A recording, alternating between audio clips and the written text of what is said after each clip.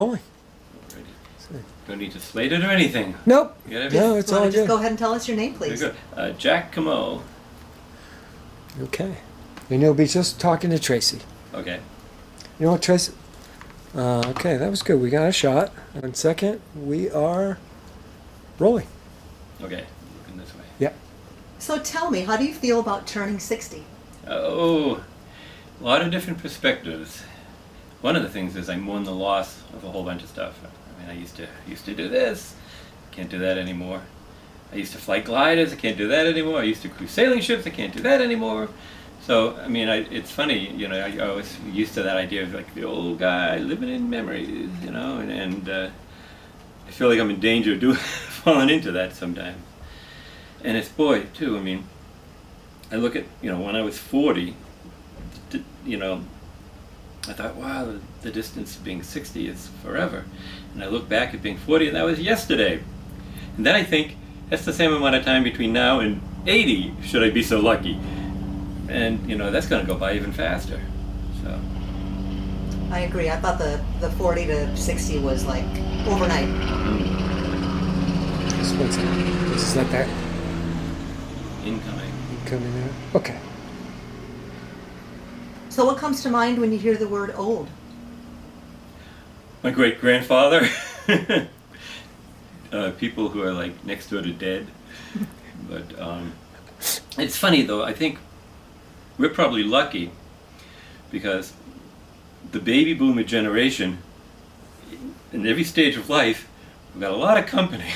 You know, we all kind of get there together, so we all, you know, it looks young to us because, you know, and I feel like, I have to say, I mean, when I was growing up, my parents, there was such a chasm between how they looked at life and what they thought. I mean, they grew up in the 40s and FDR and World War II, and there's such a huge difference between that and the 60s. And I remember my father laying on the couch watching the Beatles on Ed Sullivan going, "They're on Moscow's payroll, they are," you know, and it was like, but I think there's far less difference culturally between like the 60s and now. You know, I mean, I can see the logical progression, whereas, I mean, I could see the progression from the 40s to the 50s, but when the 60s came along, it was a whole different animal. And I had no sympathy for my parents when they couldn't adapt to that. But now looking back, I can understand it. I mean, it was such a radical change. And even though now, you know, I was saying that it isn't such a radical change, I still sit there watching the guest band on, you know, some show. Like last night I was watching Colbert and had the band in there, and I kind of felt like my father watching the Beatles on Ed Sullivan. You know, I mean, I was an old folk music guy, so I mean, you know, I am out of touch with a lot of progress in music. You know. But I think sometimes we tend to, the music we grew up with is the music we Yeah, will always like it the locks most. into you, yeah. Right? Yeah, I'd agree. What kinds of things are important to you these days? My wife, my kids, and wanting to leave some kind of a legacy, wanting to, you know, it's weird because, I mean, it sounds so fatalistic, like finishing things out, you know, but I want to get to the place I dreamed about getting when I was 18 and thought I'd get there by 25. You know, I still want to be there, you know, and that means, you know, directing my own films and things like that, and, you know, where people at my age can still do that in this business, I think, you know, so, but, you know, I feel, you know, you feel time dwindling, you know, and I never felt that before, you know. Well, I guess I did. It probably creeped up incrementally, but I really feel it now. I can look down that road. And like I was saying, you know, death has definable features. It's just, hopefully not that close, but, you know, you never know. I mean, at this age, you know, every doctor's visit is a potential death sentence. You know, you never felt like that before. You know. Did you feel at 50 the way you feel now? No. You know, at 50 I was still working, running around film sets, and I was still crewing sailing ships, and I actually stopped flying gliders just because it's hard to get to any out here. But a few times that I did, it was out, when I was out here, it was cool. I was out at, you know, next door to Edwards Air Force Base, and I could pretend I was Chuck Yeager and stuff, you know, even though it was slow motion. Actually, Chuck Yeager used to love flying gliders, you know, just for a calming thing between test flying, you know, but can't do any of that. I mean, if I flew a glider now, once I landed, 6 people would have to get me out of the cockpit, you know. I mean, and two, I mean, on a sailing ship, I used to love doing that stuff, and I'd be good for nothing but ballast now, you know. I mean, if I get down to my knees to belay a line or something else, again, I had to, people would have to help me back up. You know. Do you feel old at this age? And when you were 50, did you feel old? I mean, Yeah, you know what? You know what I Because mean? it's kind of all relative, you know, and I didn't feel old when I was 40, but by the time I got to be 50, I thought I was old, and now I look back at 50 and it's like, you young whippersnapper, you know. It's a, you know, because it is. It's all relative, and you said earlier about you feel the loss of things. Do you feel the loss of your youth in some respects? Not just physical, but yeah, yeah. You know, it's funny. There's an idealism that you attach to youth, and I think I work hard to keep the idealism, and in political involvement. I end up partially when I'm over caffeinated, and partially when my wife Terry yells at me for watching Fox News because, you know, and I'm as left wing as they get, and I love watching MSNBC, but I feel lulled in complacency because I agree with them. But if you see me posting long-winded left-wing rants on Facebook, you know that I've been watching Fox News.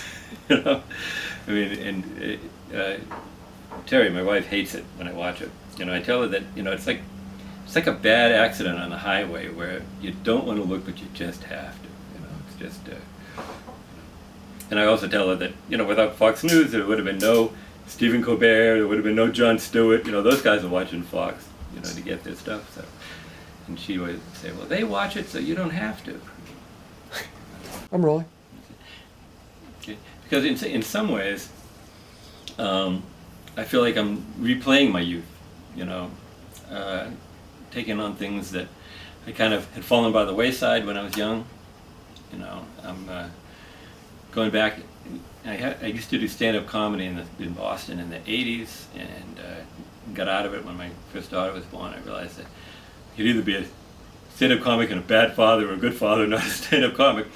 But now I've written this whole new thing. I'm going to go start hitting the open mics again and doing it. And then we're like an old guy, you know, you start doing it. But I'm looking forward to that, you know, too.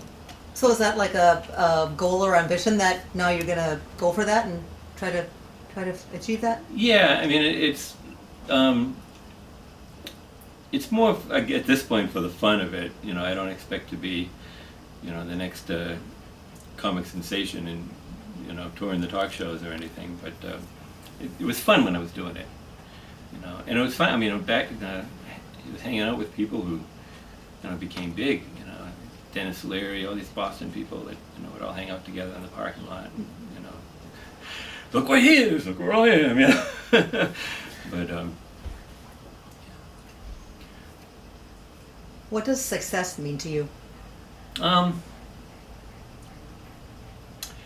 again, that's changed over the years too, because success used to mean, you know, the cliche of fame and fortune, you know, and, you know, being the next Steven Spielberg or whatever. And now it's not that I don't have those ambitions, but now they're just icing on the cake. And happiness to me right now is just, you know, loving and being loved, and, you know, being able to go outside and look at the sky and feel in the present instead of, you know, planning for the future or regretting the past. just being, I mean, I had this wacky theory, that, people are really made to live in the present, but all of life is structured so you don't. And I think this, there's actually a romance around disasters and war. And I think that, it's kind of for that reason, like if we had an earthquake now or something else, if you didn't fall in the crack, you feel like great afterwards. And it's because, not because you're lucky to not have fallen in the crack, but because now you have permission to live in the moment, because there's something bigger than whether your kids hate you or whether you're going to have money next month or anything else. You're living in the moment, which is where I think humans were meant to be. So my idea of happiness now is, being able to live in the moment and feel my five senses, and feel the love of other people and love other people, and which is a different mindset than I used to have. So. I got to cut just for a second. We're rolling. How have your hopes, dreams, and expectations for your life changed over the decades? They've been a little bit truncated. My priorities have changed. And,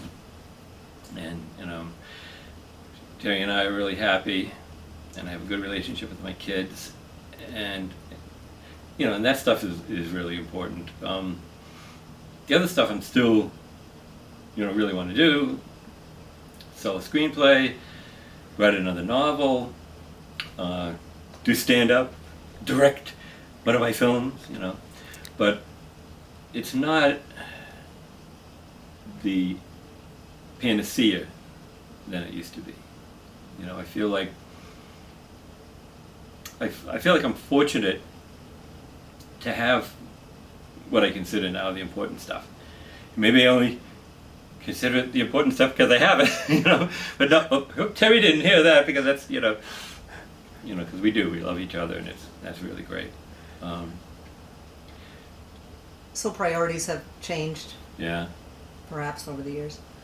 Certain Yeah. things are more important now. Yeah, a lot, And it's funny, some of the things that I would have taken more for granted when I was younger now have more importance to me. Of course, 10 or 20 years down the road, taking a good dump will be important to me. I mean, it's things get smaller and smaller, I think, as far as, that's what I care about. Yeah, that got my teeth in. Okay. Do you think you're living your authentic life? I think it's a progression. I think I'm living more of my authentic life now than I probably was 20 years ago. But, I'm still, I still lie to myself on certain levels, and,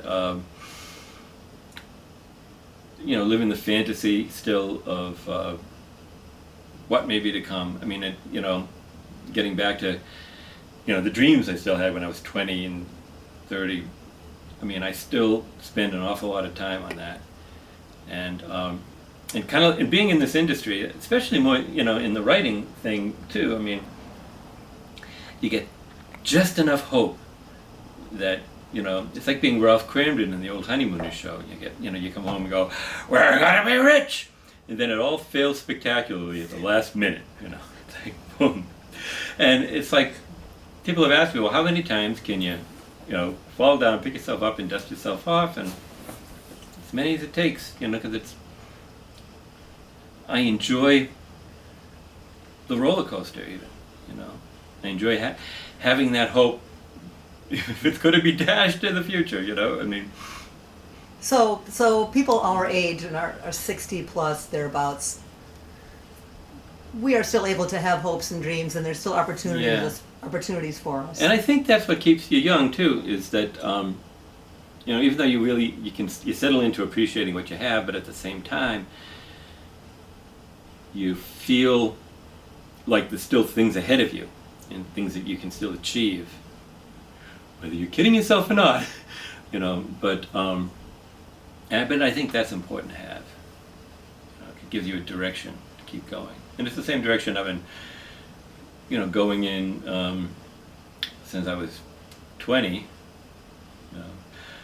more potholes in that road than I realized, but this, you know, but I'm still on it.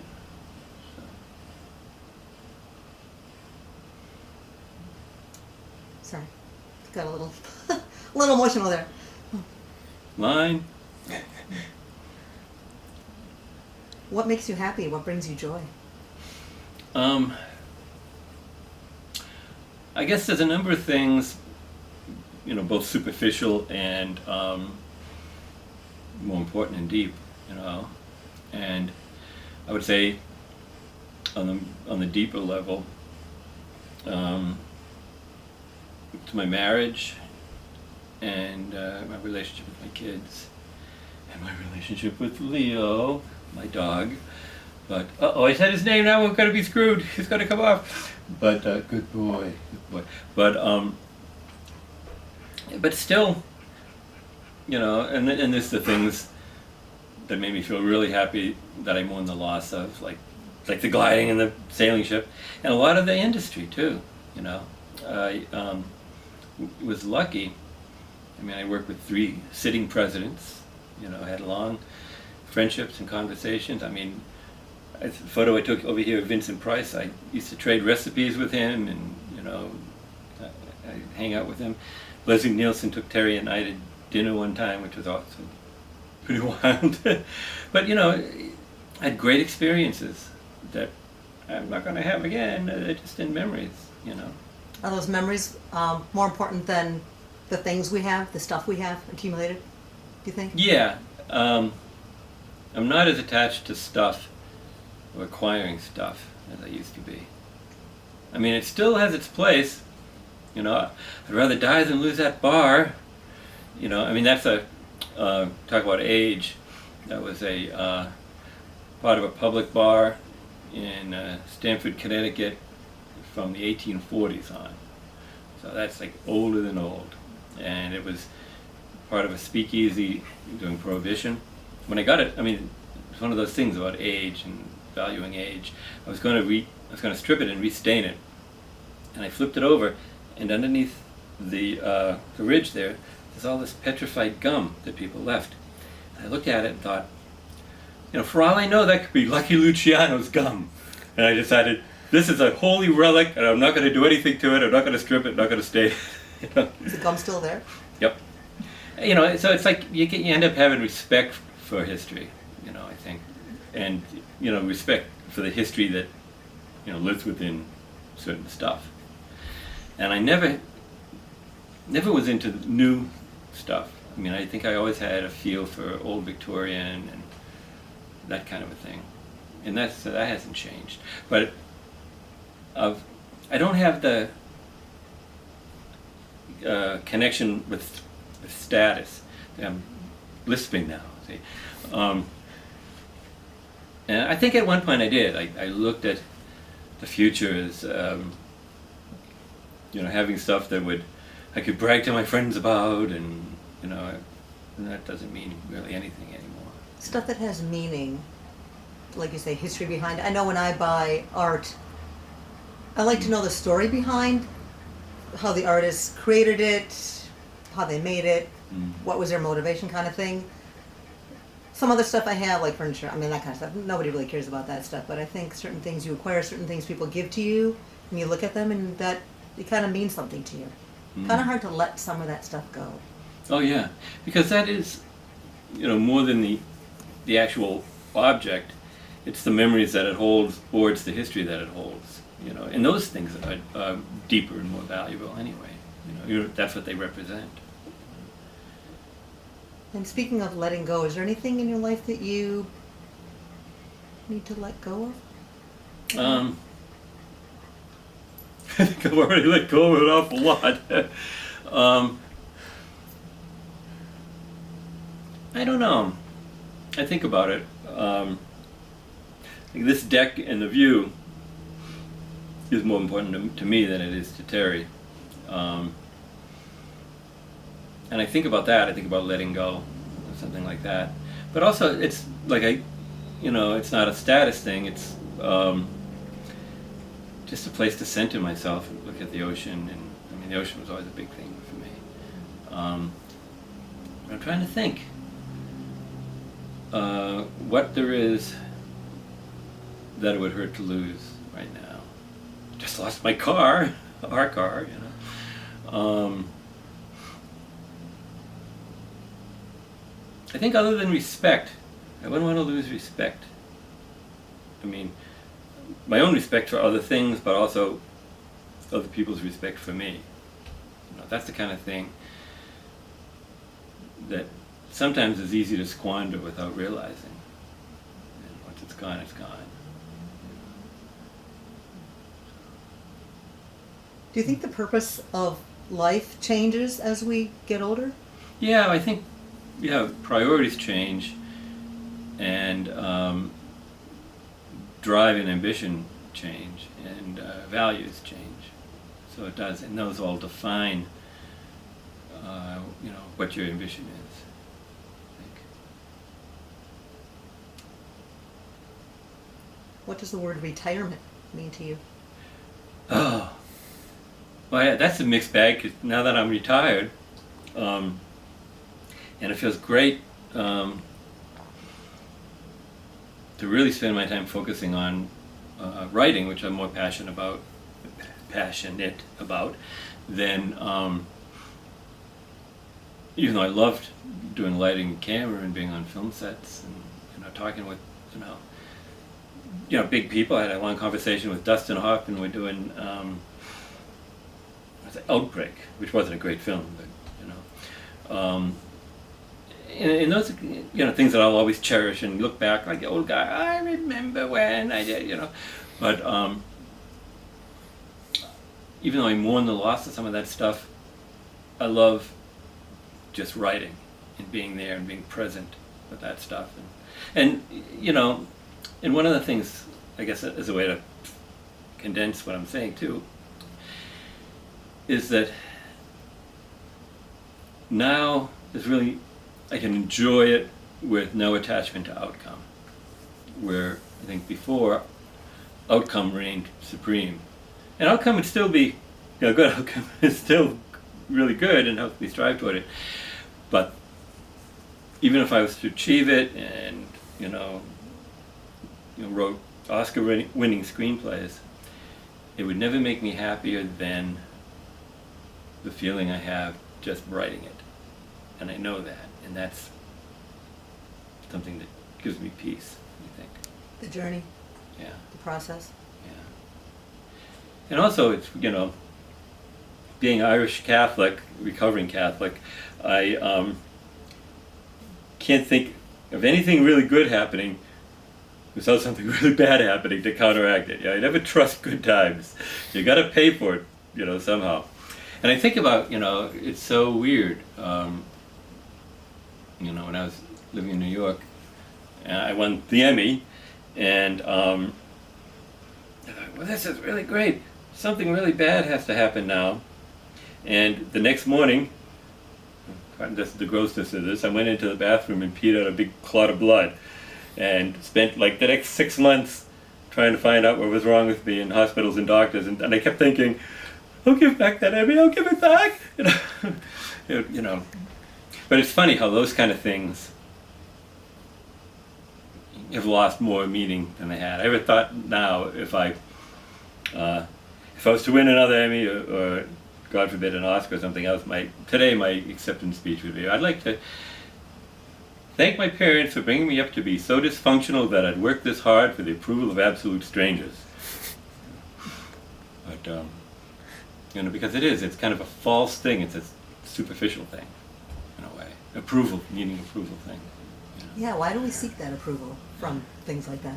Why do we? Well, I think that as kids in our culture, especially in Irish Catholic culture, your essence is devalued. And I think that a lot of times life is a quest for reacquiring that essence that they beat out of you. I remember, especially the hotbed of Catholicism in Boston. We had nuns that looked like leg breakers in the Teamster local. They all looked like that. And they'd say, the nuns are married to Jesus. And I used to think, boy, that guy had bad taste in women. But you know, but it was all. I mean, there were prayers that start, "Oh Lord, I am not worthy," and you know, and it's like there's this whole idea that God is perfect, God is beautiful, God created you in His image. You are shit, you know, and it's like a mathematical equation that doesn't compute. But but it hits you when you go on it, and it's like takes a lifetime to shed it. You know, it really does. So as we get older, we can. Oh, Sorry. Yeah, Okay. I just got to change battery. all right. I am rolling. In thinking of the end of your life, how has your perspective of death and dying changed? Well, to tell you the truth, I don't think too much about the end of my life. Hold, sorry, just sorry. hold 1 Wait, second vision. for that plane. Oh, yeah, yeah. sorry. Yeah. Okay. I don't know if I got Yeah, you went out should of be frame sorry when for the I plane. I mean, vision. Yeah. did you know that somebody's You did, Hold but it that's in. okay. I'll, Call it an airstrike. cue the plane. 1 second. Pain. Let me just. The plane. Remember that show? Oh, yeah. What's the name of that show? Never, Fantasy Island. Never Fantasy watched Island. it. I watched it all the I know. time. It was awesome. Love Boat, Fantasy Yeah. Island. Her. Yeah, the little Oh. midget guy. Yeah, Love Boat was like Love Boat is back in Love reruns American now. style on the water, I guess. You know. It's Okay. back on. It's on. Okay, we're rolling. Oh, So Death and Dying. Yeah, Death and Oh. Dying. What are your thoughts? I don't know. You know, it's funny because I don't contemplate it so much, but I do know that it's a lot closer than when I used to not contemplate it 20 years ago. But it's still kind of that dark cave at the end of things that, you know, and I think, you know, I guess I do. I think about, like, even though I am a devout non-believer, you know, I think about, you know, does consciousness of any kind extend past that, or does it not? Is there, you know, some kind of universe, collective consciousness that you become a part of, or is it just all over? You know, and you know, all those things are possibilities. I mean, I discount all the religions, you know, and ideas, but you know, but I think a lot about that. I think about the bigger things, you know, that you know, there's more than a billion stars in our galaxy, and we don't know how many planets are revolving around them. And now they know there's about 1 billion galaxies, you know, and you know, to me that too renders the idea of, you know, some God who's like focused on us and really cares whether gays can marry each other or not, or something else. It's just lunacy, you know. And also, I mean, that's the thing too. Is like, I think about all that stuff, all the right wing stuff. I mean, now I'm off the subject a little bit, you know, with this whole woman in was it Kentucky refusing to marry gays and using Jesus as a reason. Jesus never mentioned anything about gays, and I doubt. I mean, he's a historical person, so I can not believe in religion, and you know, still look at him. I mean, there's a weird thing because there's a pattern that repeats itself with people who start amazing movements, pulling a whole bunch of people toward peace and enlightenment, and end up paying for it with their death. Martin Luther King, Gandhi, a lot of them. I mean, for some reason, it's a pattern that does repeat itself through history. It's just very strange. But off the subject, even on the off the subject thing, but I thought about, you know, Jesus hanging there on the cross going, well, finally we'll be able to oppress those gays. You know, I mean, I don't think so, you know. He probably had other things on his mind, you know. But,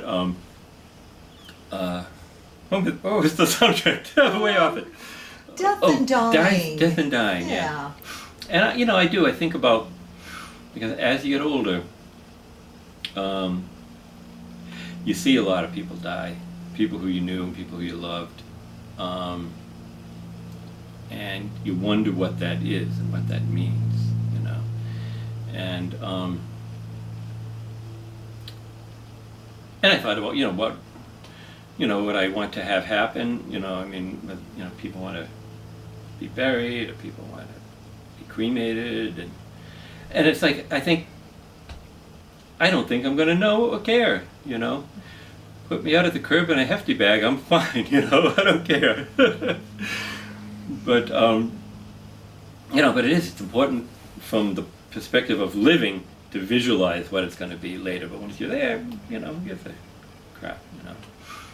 So, but I do think about that kind of stuff. I think about what I will still know or not know, or whether I'm just gone. Don't know anything, you know. Do you fear the getting older thing? Fear dying? No, not really. You know, it's funny. I'm actually in the middle of a cancer scare right now. I lost 80 pounds without trying, and they're looking for all this stuff, and they found this lump in my thyroid that they suspect is cancer, and it's coming out at the end of the month. And and I kind of thought about it, you know, that if, you know, it turned out I had something like really terminal, and you know,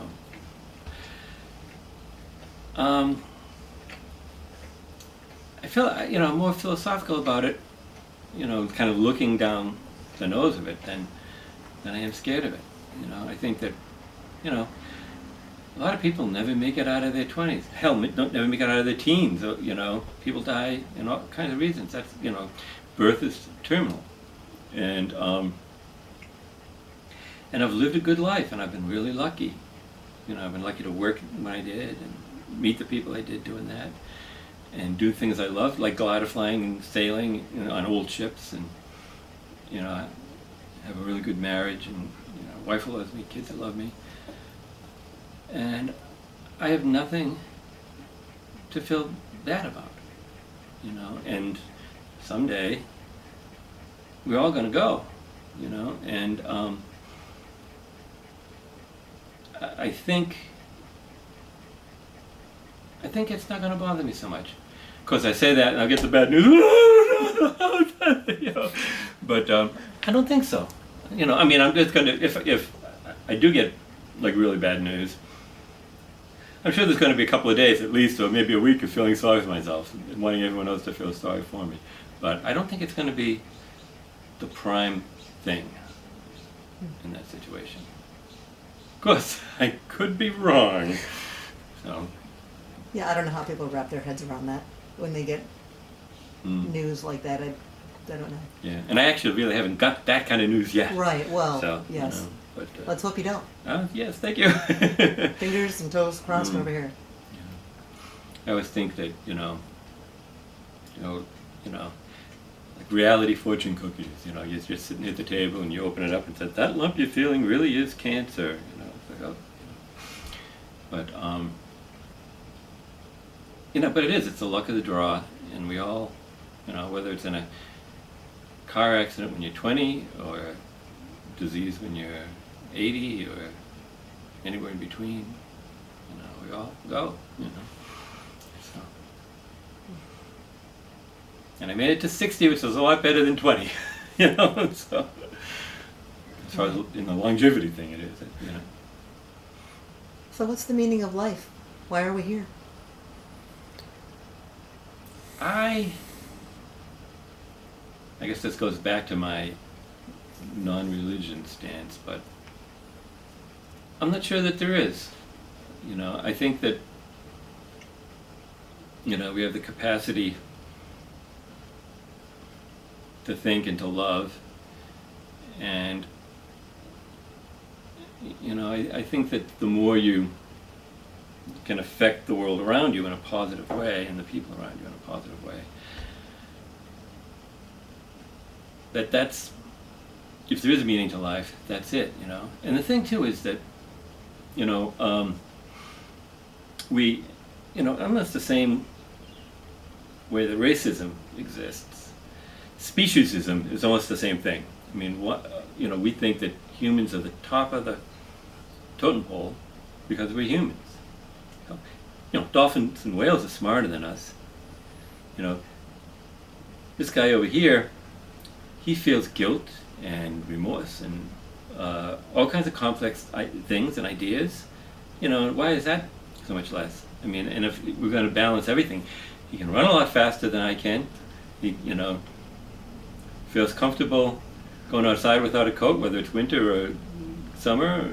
He can smell a lot better than I can. He can hear a lot better than I can. Why isn't he on the top of the totem pole? You know. So it is this kind of, there's an egocentric thing to whoever you are, be it your race or your species or whatever, being the pinnacle. You know. And I think we'd all be a lot healthier if we took a broader perspective on that. I think a lot of hunting would go away.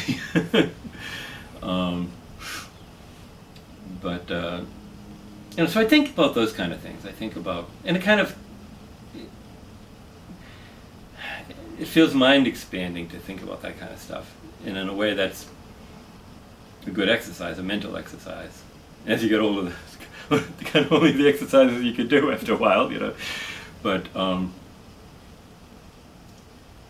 so I mean, I guess I search for meaning, but not in the broad sense. I search for personal meaning, doing what fulfills me and fulfills those around me, and also trying to broaden my perspective on what life is and where it's going. Where is it going? What's the next phase for you? Maybe that hefty bag on the curb. I don't know. I don't. You know. Well, the next phase is. Where do us baby Hopefully- boomers go next? Hmm? Where do us baby boomers go next? Oh. Well, as a group, I don't know. I mean, I think that probably like every generation, we kind of latch on to the generation we came of age in. But with such a huge group, that culture as a whole has kind of come along with us and not left us behind. I think more than other generations. In that way, we're lucky.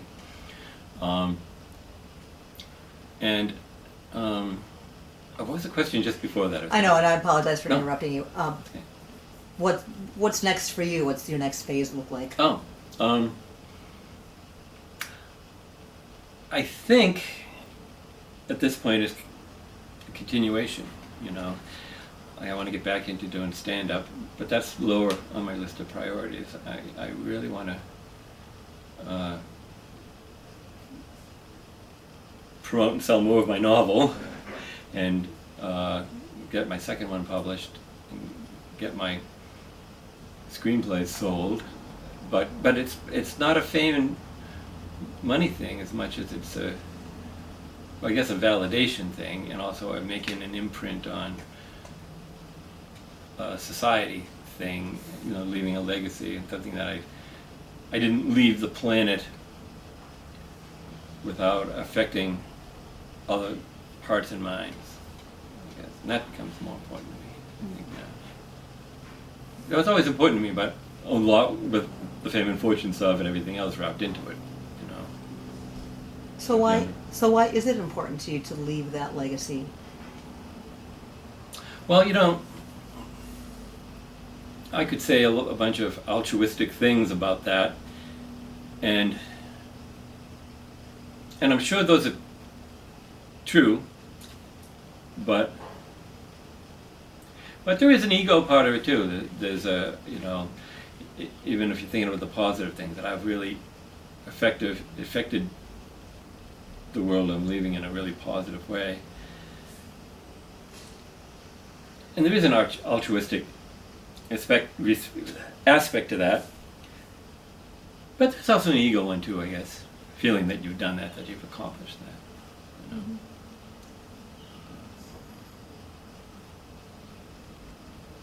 Any questions from you? Otherwise, I have one final question. Go ahead. What is the capital of Utah? Oh, this is one of those is he senile questions. It's not Park City, I know that because of the film festival thing. Not Provo, I don't think. I have no idea. What is it? One final guess. One final guess. Something. Go ahead. Salt Lake City. Is that it? Yes. Ding, ding, ding, ding, Ding, ding, ding. Tell her what he's won. You've won to get out of the hot lights there. That's what you won. What comes to mind when you hear the word old? my father, my grandfather, people who, have one foot in the grave already. But it changes. When I was a teenager, 20 was old, and when I was in my 20s, maybe 40 was old, and when I got to be 40, 50 and 60 were old, and now that I'm 60, dead is old. But it's it's all relative. And now I was talking too. I mean, people I'm working with on my scripts. I got one who's 84 and one who's 95. They want to direct, my films. So I mean, I think longevity, luckily, as we get older, longevity extends. Kind of reminds me of the old Gumby stuff where they'd be on the train, but the train tracks would appear right in front of him and then disappear behind him as he went. So I think we probably picked a pretty good time to grow old. Does the number 60, is 60 old? Is it a state of mind? Is it a real, is it a real thing? I don't know what I'm trying to say. I think it's what you make That's it, right? Yeah. And when I look back, I really came of age. Age-wise, I really came of age in the 70s, but the 60s were, because my brother and sister were older, and they were heavily into the anti-war movement, and I got into that. And my hero, Phil Oakes, I was going to see him when I was in junior high. But when I think about that, I'm 60, and say that was like 1968, which means if I was 60 then, I would have been born in 1908. And that seems like, as old as the Revolutionary War and, the Dark Ages. Yeah. So, it's all relative. Okay. What kinds of things are important to you these days? These days it's family, it's my wife, my kids, and my friends, my effect in the world in general. I've gotten more, I think, into things I was always into things politically, but I think that's became more in the. I wouldn't say. I know political is one of those weird words, but the changes in society and the world in general, and having an opinion on them, and and wanting to affect change in them. I think that's more important to me now than it used to be. It was always important, I guess. I would have been doing a Phil Oakes movie if it wasn't. But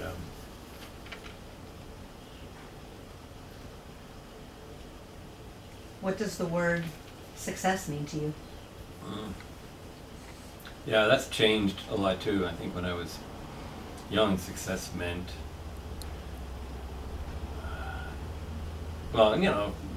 selling my screenplays, making a lot of money, getting an Oscar, being a household name, going on the talk shows. And now success is both a smaller thing and a deeper, richer thing, because it is relationships. Again, my wife, my kids, my friends, and succeeding. Like I was saying too, it's living in the moment. I think that if you can live in the moment and feel your senses, smell the air, feel the wind against you, everything, and just be there in the present, not living in the future, not living in the past. That's an achievement. I think that's success. Do you think when you were, say, in your 30s or 40s, you were living in the moment? No. In a way, I don't think it was even a concept to me. Maybe by the time I hit 40, it was. By my 20s, my 30s, it wasn't.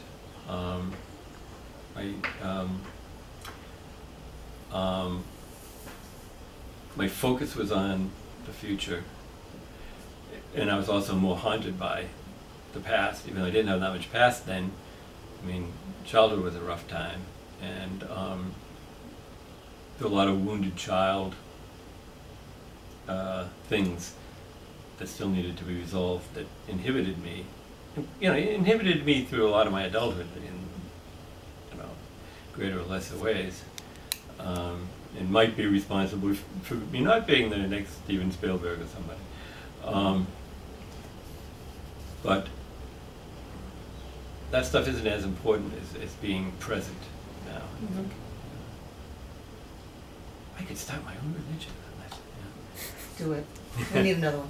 Yeah. Just won't pass out the Kool-Aid. Some people have said that reaching this milestone is kind of a wake-up call to live more life and do more. Some people will actually use the phrase bucket list. Any thoughts on any of that? Any comments? I never had a bucket that didn't leak. But, I love it. yeah, I think that it's one of those things that there's some of that with me. I mean, when you hit 60, there's that thing. It's sudden death overtime. I gotta get it in. I gotta do it all. But it's kind of at odds with being present. I think, and being present, I think, is more important. And there's a lot of things that I want to do still, And I love traveling, and I'd like to do more of that, But, But if you don't do those things on the so-called bucket list, do you feel like you've done enough and you have some wonderful achievements in television and film? Do you feel like you're good? Yeah, if I was going tomorrow or whatever, I feel happy, and I feel like I've lived a good life, and I'm not mourning what it wasn't as much as I'm valuing what it was, or it is, whatever time. As we all should. But of course, I have aspects, like we all do, of all those other things, maybe not so positive things, but I think I'm more centered in that stuff now, good stuff. Anything that I didn't cover in the questions that you care to share? Anything to add? Probably, but I can't think of it. A second. Well, I guess not. As soon as we break all this down, I'm going to say, I should have said this, I should have said that. Okay. Cool. I think I'm Cool. done. Thank you. Cool. Awesome. Yeah. That was fun.